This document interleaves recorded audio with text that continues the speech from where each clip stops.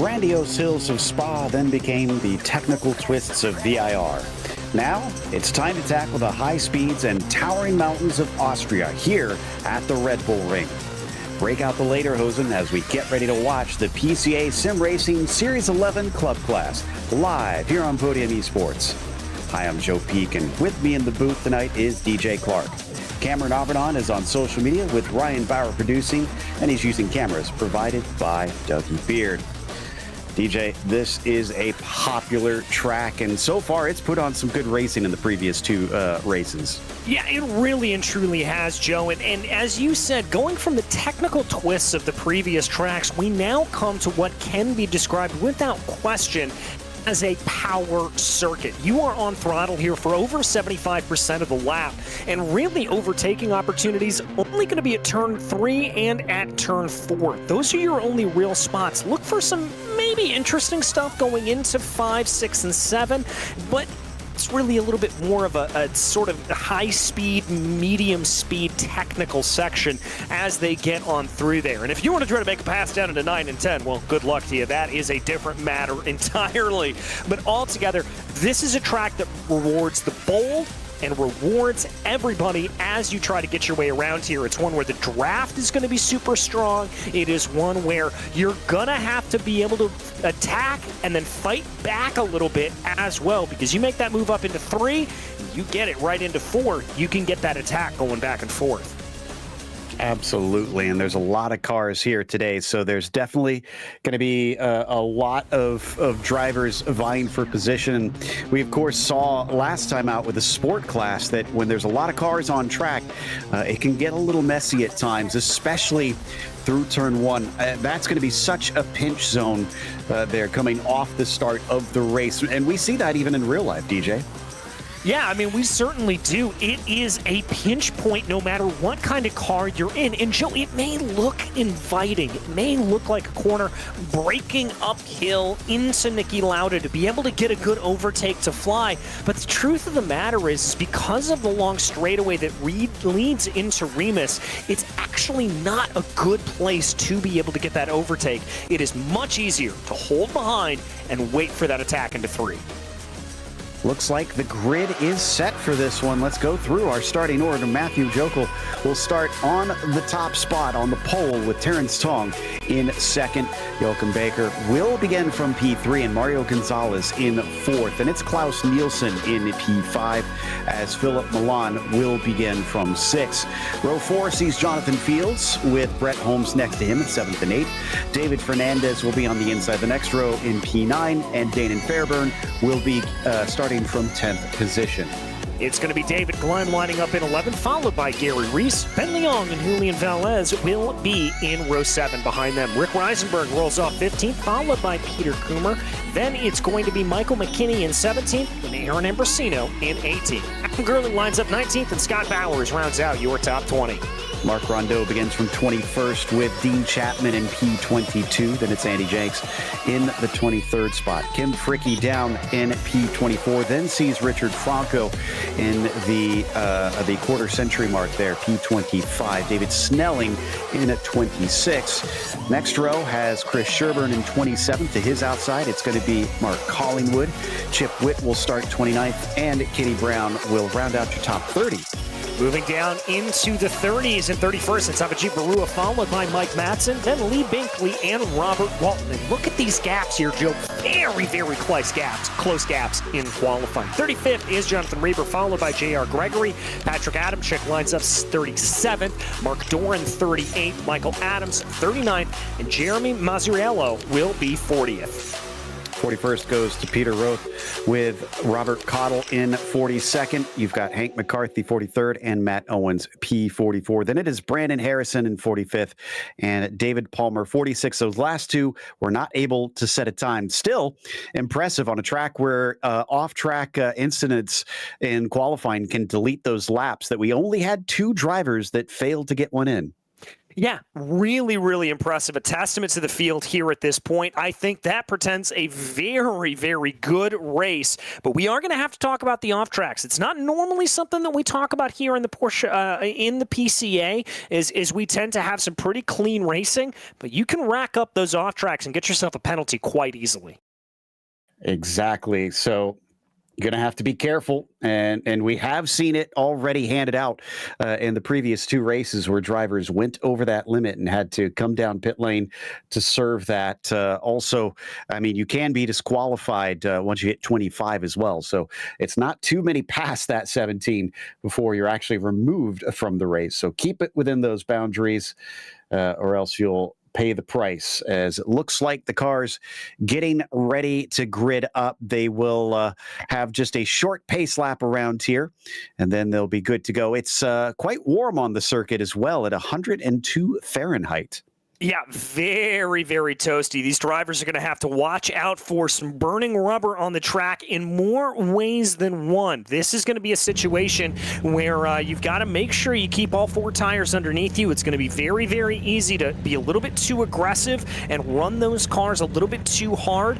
And if that happens, you're going to find yourself in a one-way ticket into those off tracks. All right, there's some of our drivers going to be giving us their views here today, signing in to let us have a glance at what it's like driving from their perspective. Definitely some cool rigs that we've got throughout the PCA, and I'm sure we'll highlight them a little bit later on as we wait for the last of the field to sign up here and get out on the grid. Then the pace car is going to take off, and we'll get started for 40 minutes here. This is the club class, the second highest class that you can race in here in PCA's virtual series. Yeah, the second highest class here. That means it's a very, very high caliber of driver that will be out on the track here at this point. Look to some good wheel-to-wheel racing. Look for some very closely contested battles. And above all else, look for just fantastic action from this club class.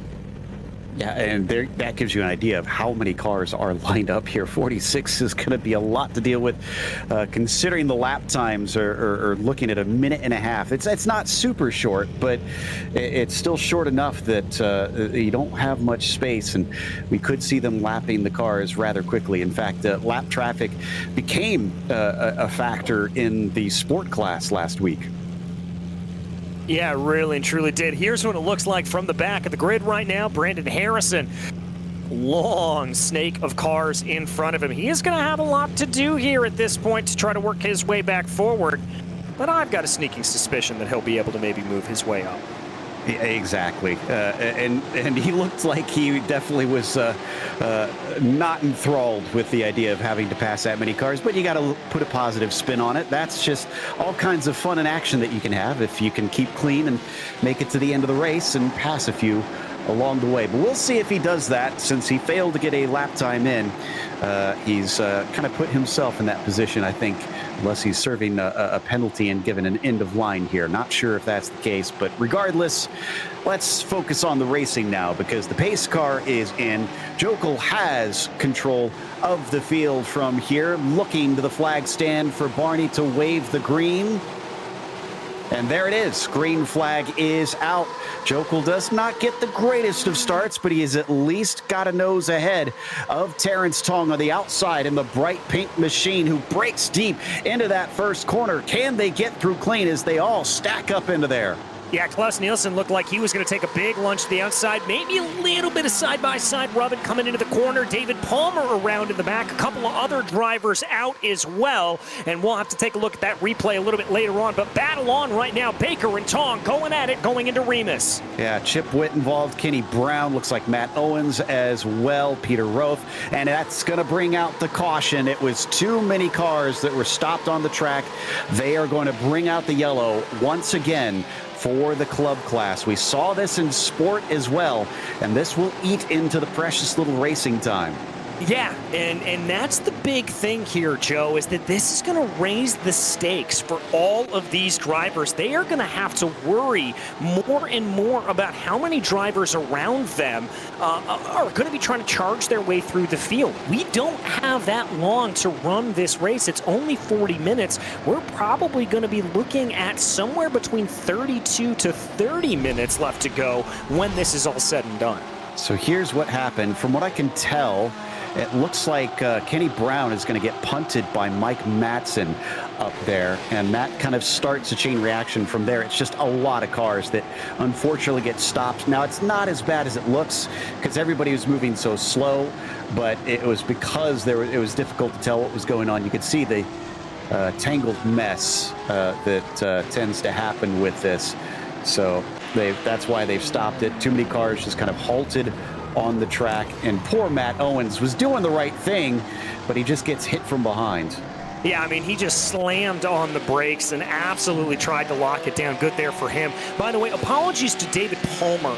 It looks like he actually started from pit lane, and that was what showed him his off track there. Let's watch this on board, though, with Richard Franco in 28th position. This should be pretty crazy.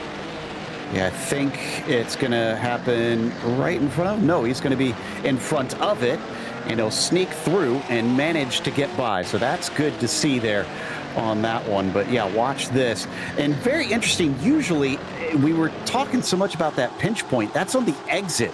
It's not the entry that you usually see these problems on the start, TJ. No, it's really not, and I'm surprised by that as well, Joe. But I think what this is just a little bit of case of drivers pushing a little bit too hard, maybe taking that effect of gravity into their own a little bit more. So we take another look here. Yeah, I think they were just thinking they could use gravity to their assistance a little bit more, brake a little bit later, and clearly that was not the case. So here's Robert Walton's view, and I think he's going to see that punt directly in front of him. Yep, there it is. And, nice avoidance. It did have a little bit of luck as they kind of blew off to the side of him, but managed to stay out of that trouble, and he'll carry on without any sort of damage, it appears. I think it also wasn't helped by the fact that they were so far back, and it looks like cars are practically coming to a halt. Yeah, I mean, pretty much just stamping on the brakes there at that point, almost to a full stop, as you said. Very, very difficult to try to avoid any kind of situation like that if it does come up. Nicely done by Walton there, another car that managed to pick up spots. Looking through all those back there, the one that gained the most out of it is Brandon Harrison, who started from 45th and is now up into 6th. Remember, he was the guy we were talking about that was at the very back and didn't get to set a lap time. And I said, you got to remain positive and think of it as all the cars you can pass. Well, he's already picked up a good chunk of them. Yeah, he really has here at this point, so that's going to be pretty good there for him. So he's going to be in good position. Some other big gainers up through the field. Masriello up 5. Mark Doran up 5. So plenty of drivers here able to pick up their way and just kind of get their way by through some traffic. Let's take another look on board here, as we're going to see all of this kind of go off in front. This is Harrison and how he was able to get through all the mayhem. Whoa. Comes in very late. He's kind of lucky that there was nobody halted where he was, because he was trying to brake late into there, and he did pick his way through, getting a lot of those spots, but that looked awful scary. He was also, what was interesting about that, DJ, was you could see how far back he was hanging there at the start. Now, he's at the very back of the field, so he can't really, it didn't give him any sort of advantage, but I kind of don't blame him, because if you're at the back, then you have that ability to give some leeway in case there is a big wreck. Yeah, in case there's a big wreck, you're able to just kind of watch out for it and make sure that there's not going to be any sort of problem there for him. So he was able to avoid it and get through nice and easy. Lights are still on the pace car, so I think we're going to be going around at least another lap here before they release them. Like we said last time, it kind of took out about the first 10 minutes of racing, and then they were released and ready to go once again. But we do still have all 46 cars out there is the good news, but a bunch of them have taken the spare car that is available to them. In fact, or maybe just one of them, actually. I'm taking a look. It looks like Matt Owens might be the only one that I see that has been down pit lane and taken his spare car. All right, so only one driver down into pit lane here at this point. As we said, David Palmer started the race from pit lane, so he will be shown as having made a pit stop. And that's going to bring us to an important point here, Joe. There is going to be a pit stop over the course of this race. Normally, we see that pit stop taking place anywhere between about the halfway point down to about 10 minutes. I think we're going to see that window fall a little bit more, and we're going to see that down into about 5 minutes left to go. That's what we saw last time with the sport guys as well. So yeah, it's going to narrow it down the very end if you try and splash and dash it. In fact, I think it was like 2 laps to go for a couple of the drivers that managed to really stretch it, and we weren't sure if they were going to be able to, and they tried their best, but it's just unfortunately a little bit too far with the pace laps that the drivers did, as well as the lap coming around to pick up the pace car on top of things that sucked up too much fuel. Let's see if the lights go out this time by, now that they're getting ready to cross that start-finish line, which is right about there. So there they go. We're going racing next time by. Let's get this show on the road. All right, here they go, bringing it back around right now at this point. And this is going to be a little bit good for these drivers. The tires are going to be fully up to temperature here at this point. They're going to be able to be nice and warm and toasty here, so they're not going to have to worry about getting them up to temperature. They will have to worry about them overheating, as we talked about earlier in the race, but not getting them up to temp. Now, the good news is it's going to be a single file restart, so that should hopefully clean it up. And we've had a couple previous winners, including Klaus here, Klaus Nielsen. So he's going to try and take another one and see if he can go back to back. But we'll have to wait and see if he can manage that one here. As it certainly has been a track. I think the previous 2 on the Sport and the Challenge, we finally broke the winning streak. Well, it was a short streak. It was just 2 wins. But we saw new winners in those classes. So I wonder if that trend will continue here. Yeah, I wonder if we will as well. Maybe going to change things up a little bit, but then again, we could also see this come back around, and it could be some of the old favorites winning it. It was Jonathan Fields who won the first event that we had back at Spa. He's down in 8th right now. Klaus, we just saw where he was, and I already lost track of where he was exactly, what position he was in. Where is he? P6. Okay, so both of them are pretty far up the order. So there is on board with Jonathan Fields. And that is an impressive paint scheme, very eye-catching. Certainly will not miss that thing.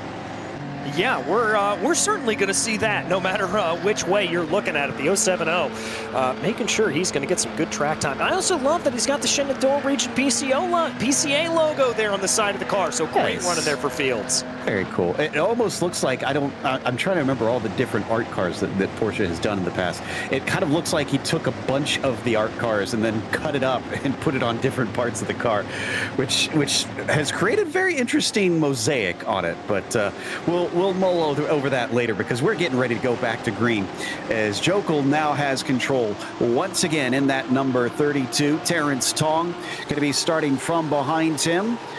And there it is. Green flag is out as once again they accelerate away. We check in with the onboard with Terrence Tong. Let's see if he can stay calm chasing the leader. All right, here he goes. Couple of drivers trying to poke their way out in line here, but nobody going to get that move down into turn 1 as the first about 10-15 cars are through Niki Lauda cleanly. Yep, just about the last third of the field that needs to go through, but they're very spread apart, although we had a bit of a wreck coming out of the final corner. Rotha involved in it again, David Palmer as well. We'll talk about that in a bit. Meanwhile, leaders already coming up through Remus as Jokel leads Tong. He's obviously putting a bit of a gap here, and Joachim Baker is now pressurizing the 388. Yeah, Baker going to try to put a little bit of pressure here to the pink machine. Going to be very late on the brakes going down into Schlosskold here at this point. Look at that farther back in the field. Almost 3 wide, 2 wide coming down into the corner. I think that's Jenks and Gerling. Yeah, battle more midway through the field here. And in fact, Velez and Reese as well in a bit of a fight for 13th that we see on our screen. Now we're back on Gerling and those who get single file coming down into Rauch. Yeah, they're going to be in single file here at this point. This is the part that we talked about, that middle section of the track as they go, where things are going to lay themselves out and run a little bit smoother, as not too many drivers are going to try to go side by side.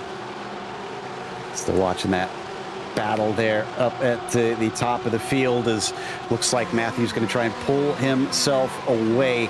Meanwhile, that battle for 11th spot, that's Fernandez actually for 10th, chasing on David Glenn coming up into turn one. Glenn in the white machine with Fernandez in the orange and blue just behind him. Now they accelerate up the hill towards Remus. All right, they're going to get onto the loud pedal here, letting that draft come into effect here. The top 10 or so, opening up a little bit of a gap there. We take a look at the 172 in the battle for 9th as they try to close down. That's David Glenn and Fairburn trying to be able to see what they can get. Not looking like there's going to be a close enough run. We're seeing some very good runs coming out of Remus up and over the hill. Like this battle for second has been staying really close. Baker really making sure that Tong is staying honest here. We're on lap 6, although this is really only the second lap of racing that we're able to complete here. So it's very early days in this one as we hop on board with Terrence, looking back at the 41. Looks like he's pulled a few more car lengths away from that purple and green machine. Yeah, and I think for Tong, he's going to be feeling a little bit better because Baker looks like he's got some company from behind him in the form of Mario Gonzalez. Excuse me, that's actually going to be Mario Gonzalez under pressure there from Milan and Klaus Nielsen. So that's going to be better running here for Gonzalez. He's going to be able to keep his eyes up ahead and keep pressure on the back of Baker and Tong. That may compress the top 3 in this field a little bit.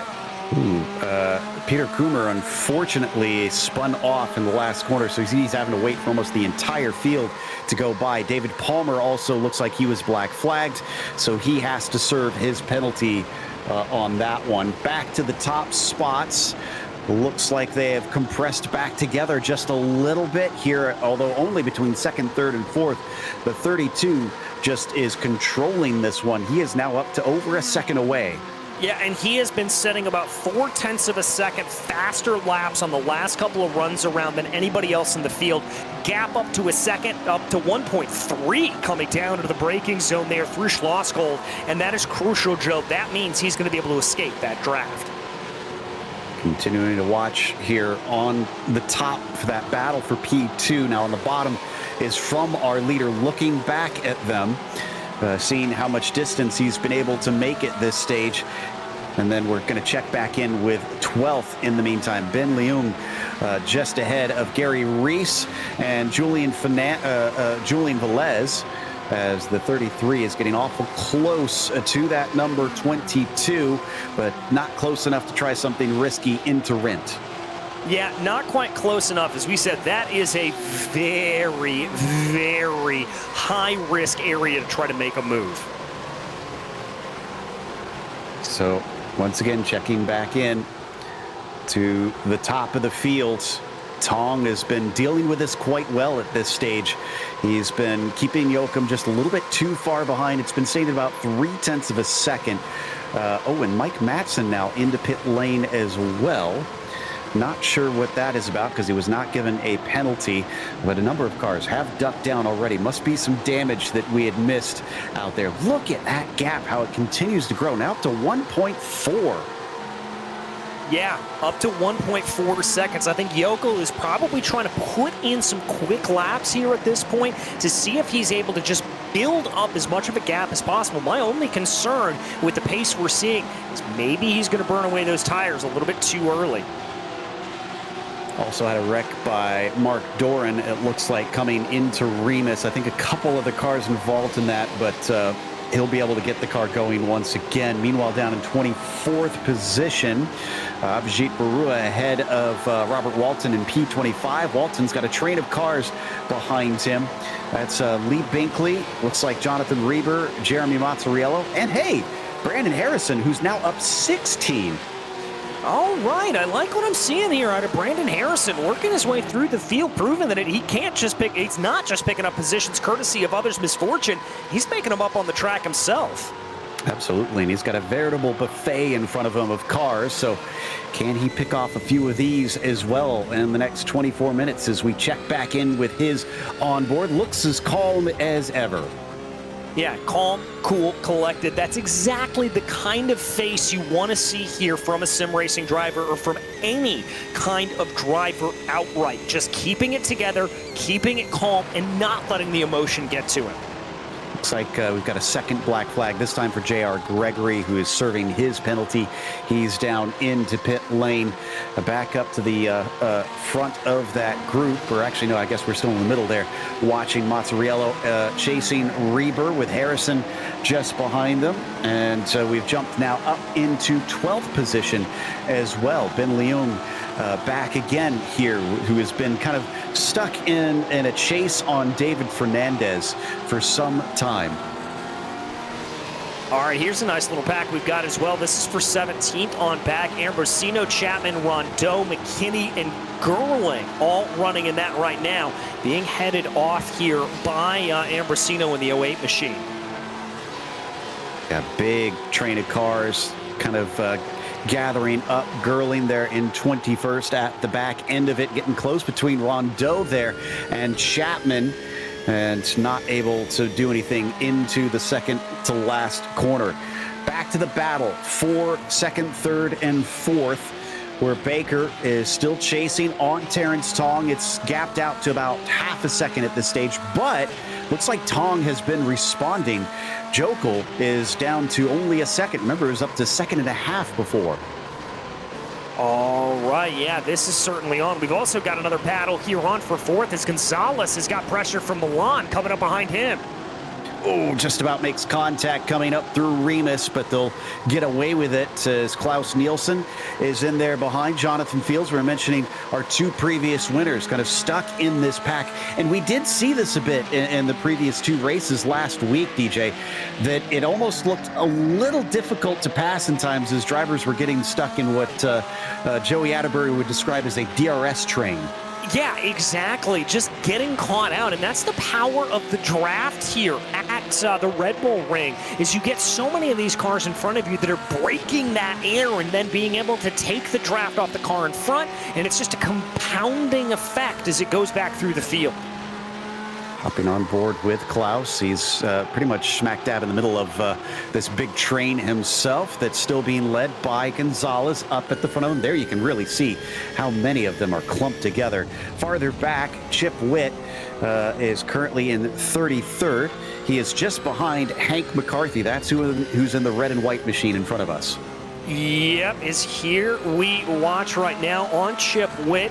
Love to see that here, the differences in the different drivers. And if they've got the lights on in the room, if they've got the lights off in the room. I personally am a lights on kind of guy. I like to have everything on and going on around me. But I'll tell you what, having the darkness here working wonders for Chip Witt. His Witt is all over the back of this car in front of him, but he gets it wrong coming through the final corner. Yeah, you can see him a little bit of consternation there as I think he almost ran into him and saying something on the radio, looking slightly frustrated at this stage. He lost a lot of time getting that close to the rear end. Yeah, and I think that he just didn't necessarily anticipate that checkup necessarily in front of him nearly as much coming down through that final corner. That's going to put him back down into contention here, though, as Peter Coomer is also going to be in contention. The 18 looking pretty strong. And it looks like one of our drivers farther up, Dean Chapman, unfortunately spun around by Michael McKinney. So that's a bit unfortunate to see. Dean loses a lot of spots. But yeah, watching here with David Glenn through the infield portion of the track, now through the trees on either side, really gives you a sense of just how thickly wooded it is in these hills. Yeah, very, very much so. There is a lot of stuff going on as it looks like Jonathan Fields going to be our first taker down into pit lane. Interesting. Well, this could be kind of the result of what we were just describing, cars being stuck in a group. So will Jonathan be able to maybe get himself some better pace once freed up from all those cars around? Yeah, here they come down in. We lied on board right now with Milan. This is a new driver here, from what we understand. The 13 machine not really making an appearance before. Good to see him in the series. I mean, top 5 in club is definitely, he is not a student driver, I'd say. No. He's doing quite well, despite what his paint is trying to tell you. So chasing on Mario Gonzalez since very early in this race. In fact, Philip is the first driver in the field to have gained anything. Otherwise, top 4 is exactly as they started. Yeah, he is the only one to really gain a position here. He may be in line to gain another one. Is coming down out of Schlossgold, gets a good run on the cars in front of him. It looks like that 13's putting pressure to the back of Mario Gonzalez. Trying his best for now, but he's also got Klaus Nielsen still rocking up behind him, so he's got to watch out, because if he makes a move, it could easily become a defense instead. At the front of the next train back, it is David Fernandez with David Glenn in behind him. The battle of the Daves as Ben Leung chasing as well. Anybody going to take the pit lane this time in this group? It looks like that's a no. No, it doesn't look like he's going to get there at that point. They do have a lapped car in front of him, though. That could spice things up a little bit.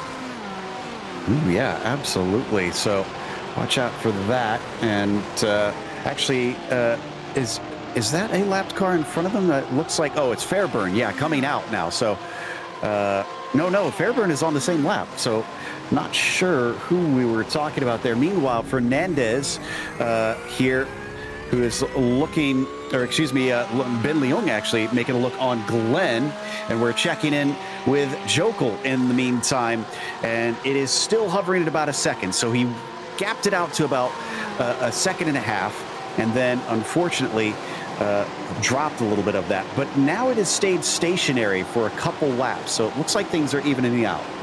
Well, I think here at this point, what we talked about with Jokel, I wonder if he's maybe heated up those tires a little bit too much, drove too aggressive at the top of the race, pulled that back in a little bit more, and now he's having to manage that tire gap. I mean, that gap is coming down here a little bit, 7/8 of a second. That is staying relatively tight.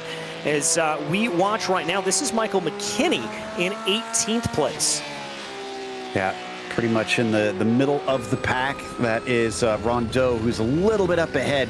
Probably kind of too far for him to catch up to at this stage. He's being chased by Adam Gerling behind him down there in P19. There you can see him behind in the sort of metallic blue car. Chasing. Yeah, this is getting to be a very tight battle now between Ambrosino and Rondeau for 16th.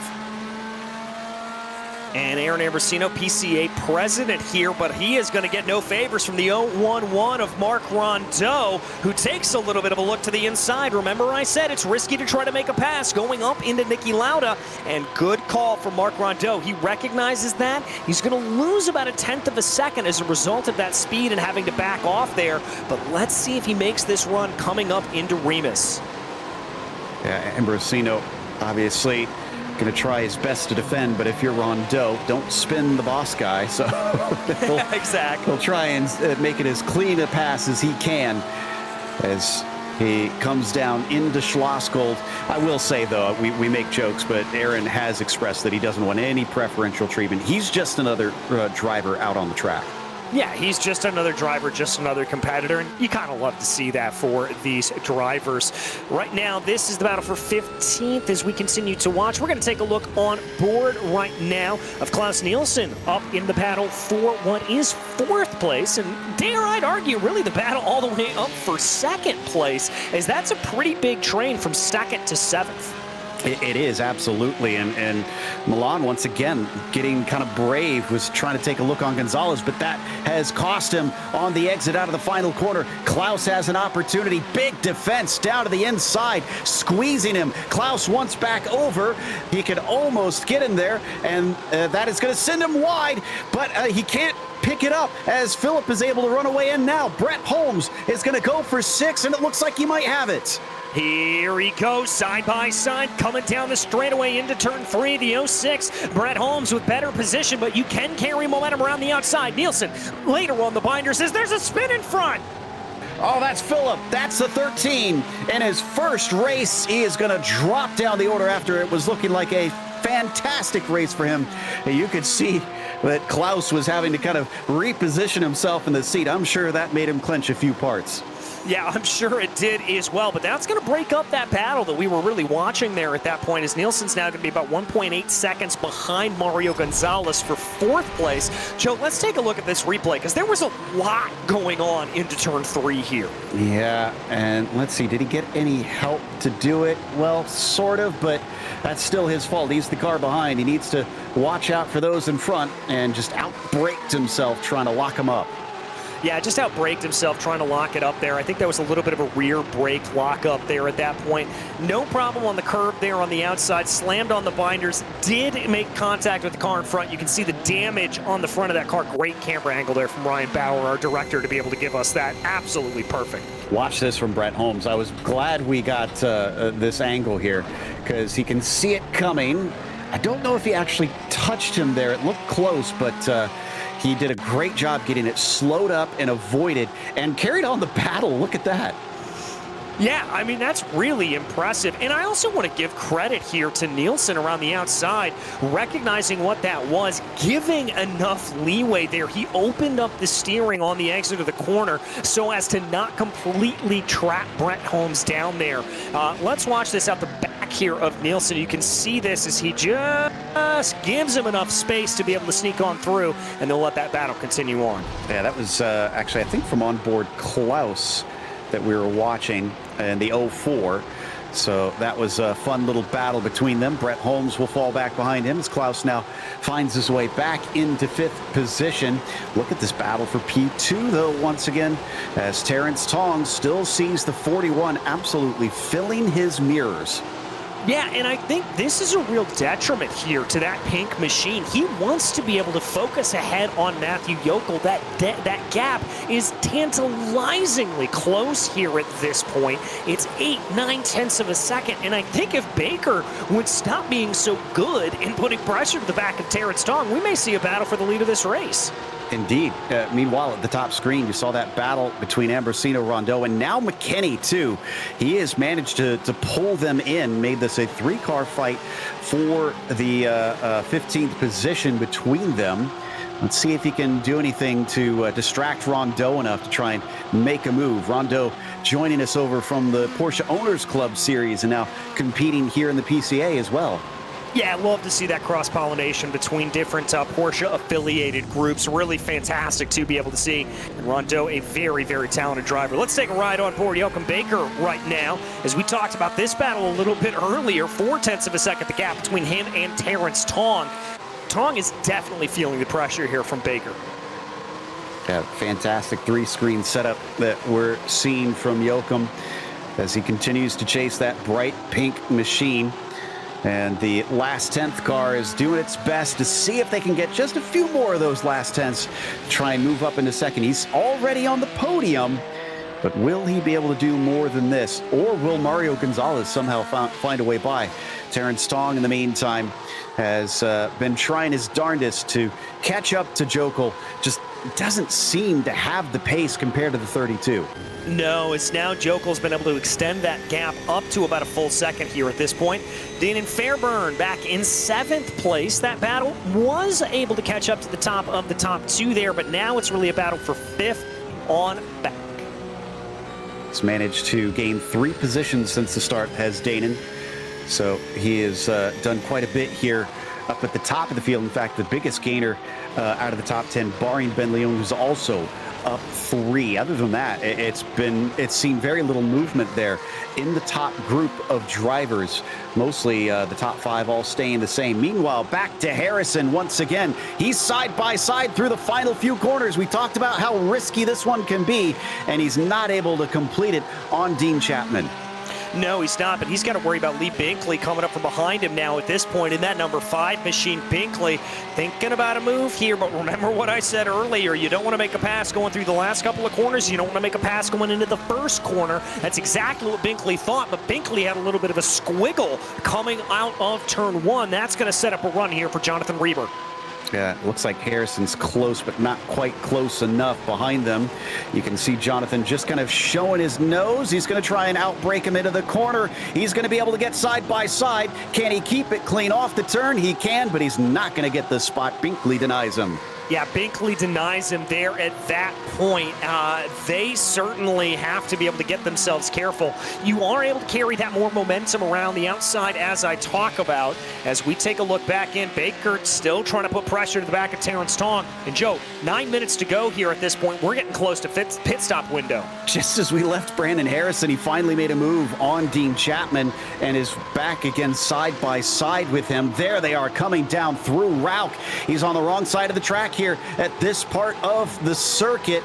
That's the farther line, but if he can get the momentum, and he does, he is finally going to take 24th. Some of the pit stops have helped him out, as that is now 21 positions up, but he's going to have to hand a couple back when he pits in. Yeah, and speaking of that, latest driver to come down into pit lane, Mark Rondo, who we were talking about a little bit a while ago, he's going to come down here on lap 18. All right, still watching that battle down there as we check in with the leaders once again. We were watching them a little bit before because it was looking close as well. We need chameleon eyes out here today with so many cars taking part in this race. Yeah, certainly here at this point, looks like Chris Sherburne has been given a penalty there as well. Battle for 11th, though, up on your screen. Gary Reese, Julian Velez, and Rick Reisenberg all keeping things interesting. Three-way battle here amongst the three of them. And all have gained positions, just a couple, 1, 2, and 2 among them, just in front. Actually, Ben Leon's not too far away as well. You'll see glances of that orange number 290 on top of it. We'll see if they can just make up what is about, I think, about 1.5 seconds to try and catch him. There we can see the distance between himself and those behind. Yep, here as they go. Let's see, coming across the start-finish line right now as they're going to bring their way out and across. Nielsen and Fairburn are going to be pitting in. So that's two of our front runners as well. We're starting to see more drivers here as we get down to only 7 minutes to go. With this thing being cut short, you can tell how little time they've had to race. Yeah, I mean, really and truly, they're having to put everything together here at this point. Like I said, could be looking at pit stops around 5 minutes. Terrence Tong still trying to close in on Yokel. He's got a little bit more breathing room from Baker behind him. That could be helping him out a little bit. Oh, Avijit Barua pitted in, but he missed his pit stall and had to back up into it. That's going to cost him likely a position or two out on track. Tong still within 0.6. He has gained about 0.3 since we were last looking at him. So it's cut down. But I mean, 6 more minutes left on the clock. He's going to need a bigger gain than that per lap. Yeah, he's going to need more time to be able to be taken out here at this point, but we'll have to see if he's got plenty of time to be able to do that. 6 minutes left to go in the race. A little bit of lap traffic in front of Yokel. I wonder if this is going to be the deciding factor that sends him down into pit lane.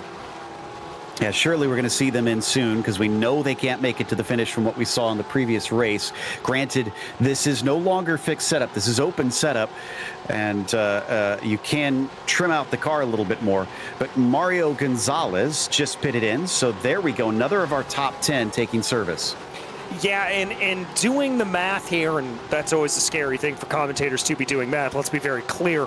We don't think that they will be able to make it without taking a stop. So do expect everybody to come in. Ben Leong, Richard Franco, Robert Walton, the latest to come on in now at this point.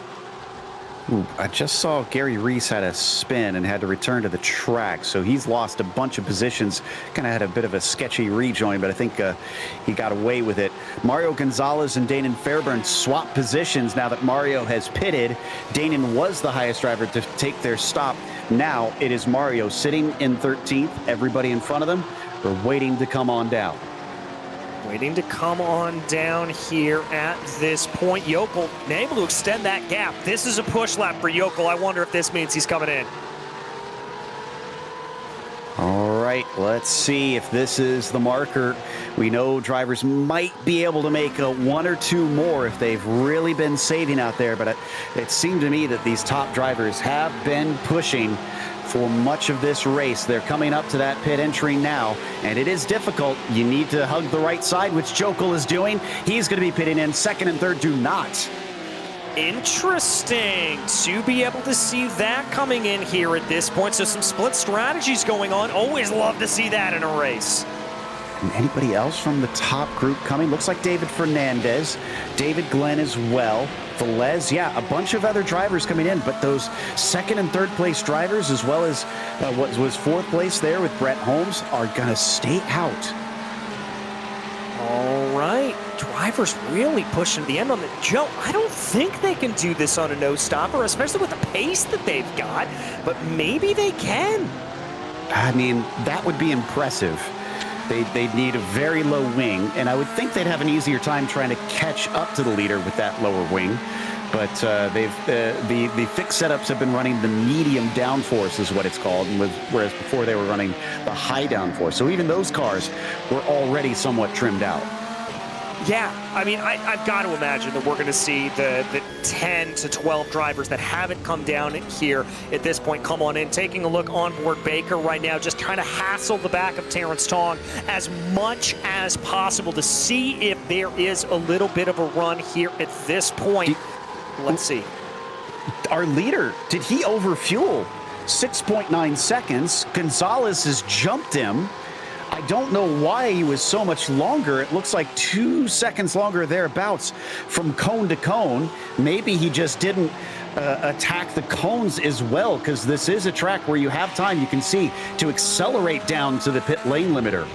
Yeah, and I think that's exactly what it was. His pit stop time was a little bit slower, but I don't think he attacked. By the way, our answer has been proven. Tong, Baker, Holmes, Reinsberg, McKinney, all down into pit lane. All right, that is it. Everybody now pitting in. This means Tong should likely emerge our highest driver as long as he has a standard stop, but it's going to be close between himself and Baker. He is going to be able to beat him out as they start to accelerate away.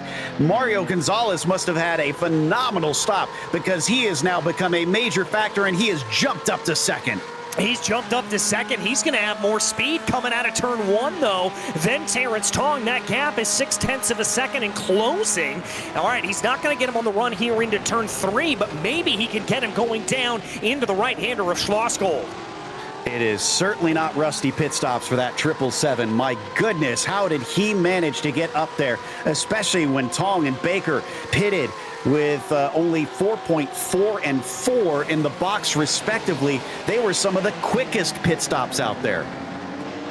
Very, very quick here at this point. And look at this, a three-way battle for the lead of the race. I thought for a second Baker was going to go to the inside. Then I thought Gonzalez was going to go to the inside. It's all firing off. Jokel's not out of it. It is only a second and a half from first to fourth where Matthew is right now. If the top three battle in this final lap, he could try and close up enough to go on the attack, but he's going to have to overtake 3 cars in 1 lap. Terrence Tong coming up to the white flag has the control.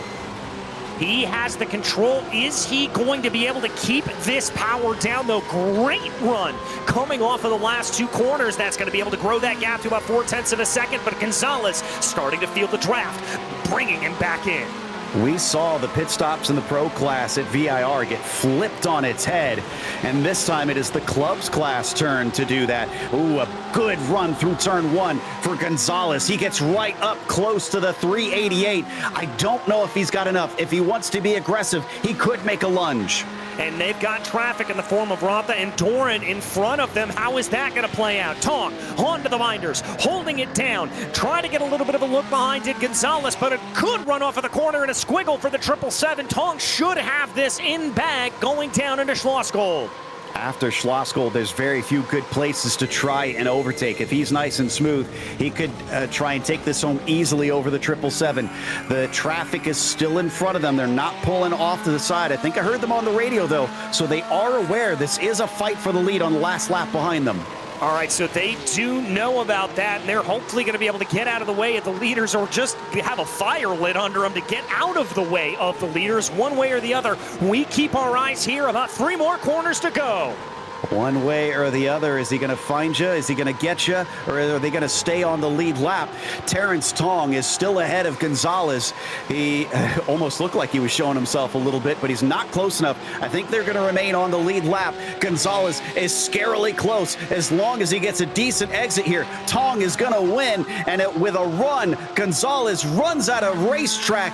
Terrence Tong will win this one by a mere 1/10 of a second at the end. A great race run for Terrence Tong, and I love that we got to be able to see that on board with him. A fantastic run, a brilliant pit stop strategy, and a fantastic defense on Mario Gonzalez on those last laps. It doesn't get much better than that. You could see the smile as he crossed the line. He knew he had an impressive drive there. As more cars come across now, Ambrosino only ahead of Gerling by 2/10 for him. And then the rest of them, Mazzariello going slow, I think. Yeah, something has happened to him. I think he had some sort of slowdown penalty. As we got a battle here, as Harrison almost getting one more at the end. Can he do it? He is going to be able to get by, making it a gain of 14 positions since the start. What a charge! That is a big charge through the field. Yes, this is a track where you can get overtakes done, but with the draft train coming into play, very difficult to move that many positions up forward. Whew. And it's going to be 41 drivers who managed to complete all 24 laps.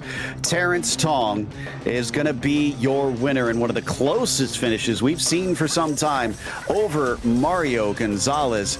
It is Joachim Baker who finishes in P3, and Matthew Jokel, who led for most of the race. A bad pit stop cost him, and he isn't even on the podium. He's in fourth. Klaus Nielsen was not able to repeat his win. He finishes fifth.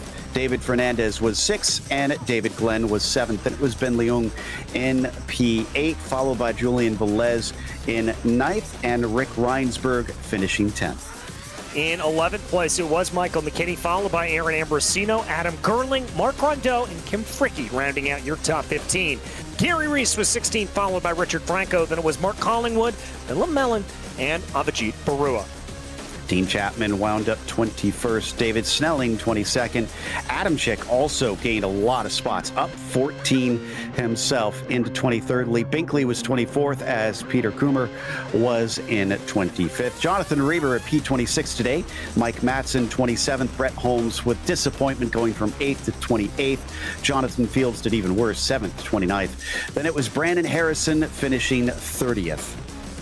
In 31st, it was Kenny Brown, followed by Chris Sherburne, then Danon Fairburn, Andy Jenks, Jeremy Mazzariello, rounding out your top 35. Hank McCarthy was 36th, then it was J.R. Gregory, Michael Adams, Scott Bowers, and Robert Cottle, your top 40. Peter Rote was the last one to finish on the lead lap in 41st. Chip Witt, 42nd, a lap down, 2 laps down for their remaining cars with Matt Owens and Robert Walton. Doran and Palmer, I believe, may have been a DNF on this one towards the end. And the only car that we got with the 0 incidents within the top 15 is David Fernandez in the 09. He finished 6th. So not only is he quick, he's clean. That's going to round out our coverage here. Fantastic race today. We got a little bit of a rough start again, DJ, but once they got it going, it was going hard. It was, and talk about a battle up for the front there. Joe, that's why we love the PCA. That's why we love these battles, is action like that in the final couple of laps. And Tong made this one count. He did not give up, and that pit stop wound up giving him the win. We're going to see you tomorrow night. That'll be for February 8th for the Pro Class, the top of the top, here at the Red Bull Ring for PCA. A big thank you to the steering committee, and as well, a huge thank you to those behind the scenes at Podium Esports, Rachel and Ryan Bauer. Also, thanks to our team tonight, DJ, Cameron, and Dougie. And thank you so much for watching tonight's broadcast of PCA Sim Racing. Until next time, I'm Joe Peak, and I'll see you on the track.